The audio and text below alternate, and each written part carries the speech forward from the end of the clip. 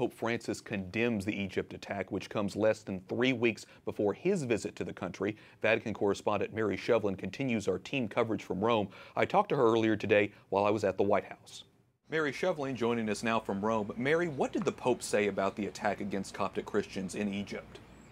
White, the Holy Father, at the end of Palm Sunday celebrations here in St. Peter's Square, expressed his deep condolences for what took place in Egypt yesterday. And he expressed them to the Coptic Patriarch Tawadros II and to all of the dear Egyptian nation. As he put it, he prayed for all of those who lost their lives, and he prayed for those who are continuing to recover, all of those who were injured in the attack.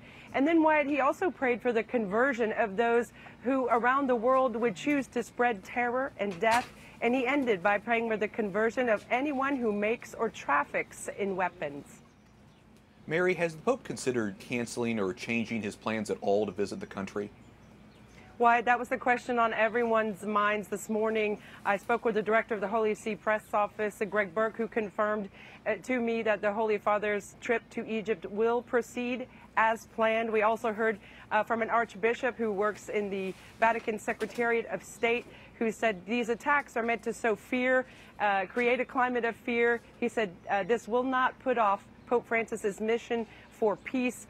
Franciscan, who also met with Pope Francis this morning, said the Pope conferred and confirmed to him personally that he would be going to Egypt, and said the Holy Father was very adamant about getting there and being there in person.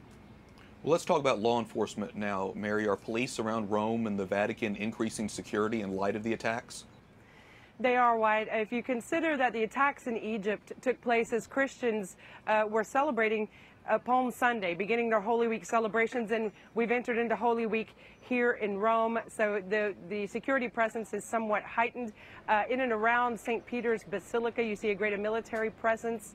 The streets are closed off to car traffic all around the St. Peter's Square. Any faithful going into St. Peter's Square are subject to security attack. Italy's Minister of the Interior said that we're going to expect about 1 million people here for Holy Week. That means they're already here.